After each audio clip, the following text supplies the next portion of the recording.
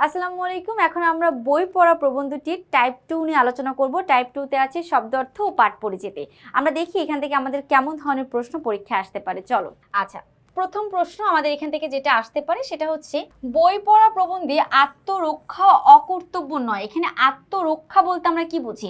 দেখো, আত্মরক্ষা বলতে নর্মালি আমরা বুঝতে পারি হয়তোবা নিজের আত্মাটাকে রক্ষা করার জন্য প্রকাশ পেয়েছে বা নিজের আত্মা রক্ষার কথা বলা হয়েছে, কিন্তু না, এখানে লেখক যেটা বুঝিয়েছেন সেটা হচ্ছে নিজেকে রক্ষা করা। এটা তো হবে না। পেটের ক্ষুধা নিবৃত্তি, নিবৃত্তি মানে হচ্ছে পেটের ক্ষুধা মেটানোর জন্য কোনো অবস্থা বা ব্যবস্থা করা, সেটাও না। মনের চাহিদা পূরণ করা, এটা দ্বারাই বোঝাচ্ছে আত্মরক্ষা। অর্থাৎ 6-এর সঠিক উত্তর হবে 3 নাম্বার। ওকে, আমরা পরবর্তী প্রশ্ন দেখব আমাদের 7 নাম্বারে কি কি আছে। চলো দেখে নিই। 7-এ আছে উদ্বাহু কথাটির অর্থ কি? উদ্বাহু আহ্লাদে হাত গোটানো, মানে আহ্লাদে হাত গুটিয়ে নেওয়া, এটা কারেক্ট আনসার না। ঊর্ধ্ব হয় মানে উপর থেকে আয় আসে, না। ঊর্ধ্ব হাত মানে উপর থেকে হাত তোলা, এটাও না।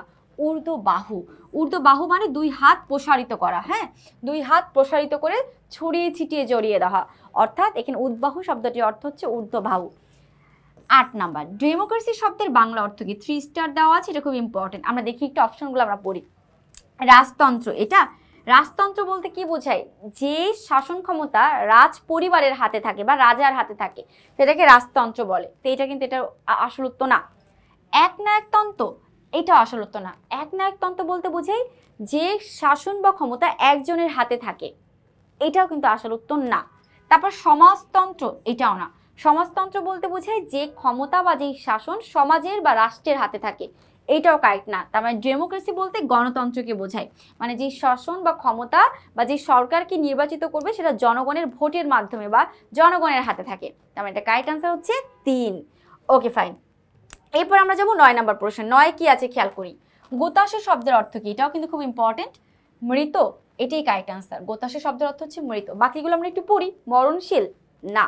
তারপরে গতানুগতিক, গতানুগতিক বলতে মানে স্বাভাবিকভাবে চলছে যেটা, এটাও কারেক্ট না। গতকাল, না। তার মানে আমাদের উত্তর মৃত।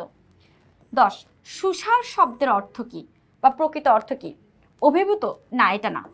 সচ্ছলতা, অর্থাৎ সুসার শব্দের অর্থ হচ্ছে সুন্দর করে সচ্ছলভাবে চলছে, এটা কারেক্ট আনসার।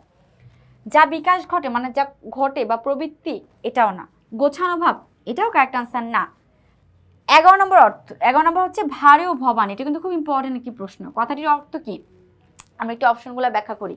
প্রাচুর্য, প্রাচুর্য মানে অনেক ক্ষমতা আছে, সয় সম্পত্তি আছে, সেটা, এটাও কারেক্ট আনসার না। পরিশ্রমী, এটাও মোটেও না। অলসতা, এটাও না। রিক্ত হচ্ছে ভারে ও ভবনের আসল অর্থ। রিক্ত ও শূন্য, এখানে আরেকটা শব্দ থাকতে পারে শূন্য। রিক্ত ও শূন্য বা খালি হাতে, এই সকল শব্দকে ভারে ও ভবানী বলা হয়। আচ্ছা, আমরা পরবর্তীতে দেখব 12 নম্বর প্রশ্ন। বই পড়া প্রবন্ধটি কোন গ্রন্থ থেকে নেওয়া হয়েছে? এটা খুব ইম্পর্টেন্ট। প্রবন্ধ, গল্প সংগ্রহ, না। গল্প সংকলন, না। নির্বাচিত প্রবন্ধ, না। সঠিক উত্তর হচ্ছে প্রবন্ধ সংগ্রহ থেকে বই পড়া গল্পটি নেওয়া হয়েছে। বই পড়া গল্প না, এটা একটা প্রবন্ধ। আচ্ছা, আমরা 13 নম্বরটা দেখি। প্রমোদ চৌধুরী আমাদের সাহিত্য চর্চা অনভ্যাসের কারণ হিসেবে কোনটিকে দায়ী করেছেন? মানে আমরা কেন সাহিত্য চর্চা করি না এবং এটা কেন তিনি দায়ী করেছেন? শিক্ষা ব্যবস্থার ত্রুটিকে, এটাই কারেক্ট আনসার। আমাদের গতানুগতিক যে শিক্ষা পদ্ধতিটা আছে সেই শিক্ষা পদ্ধতিটা ভালো না, সেজন্য আমরা সাহিত্য চর্চাটা করি না, এটাই কারেক্ট আনসার। বাকিগুলা হবে না। আচ্ছা, 14 নম্বর প্রশ্নটা আমরা দেখব। 14 নম্বরে কি বলেছে খেয়াল করব। সাহিত্যে পাওয়া যায়, সাহিত্য কেন গুরুত্বপূর্ণ আর এই সাহিত্যের মধ্যে কি পাওয়া যায়? সাহিত্য আমাদের জন্য কেন গুরুত্বপূর্ণ আর এই সাহিত্যের মধ্যে আমাদের কি পাওয়া যায়? জ্ঞান বিজ্ঞানের সাক্ষাৎ, জীবন ও মৃত্যুর সাক্ষাৎ, মানুষের পুরোপুরি মনের সাক্ষাৎ, সাহিত্যের আংশিক মনের সাক্ষাৎ। সাহিত্যের মধ্যে পাওয়া যায় মানুষের পুরো মনের সাক্ষাৎ, অর্থাৎ এই বইয়ের মধ্যে একটা মানুষের সম্পূর্ণ ভাগ থাকবে। তো এই ছিল আজকে আমাদের টাইপ 2 আলোচনা প্রবন্ধ, বই পড়া প্রবন্ধটি নিয়ে। আশা করছি তোমরা সকলে বুঝতে পেরেছো। আসসালামু আলাইকুম।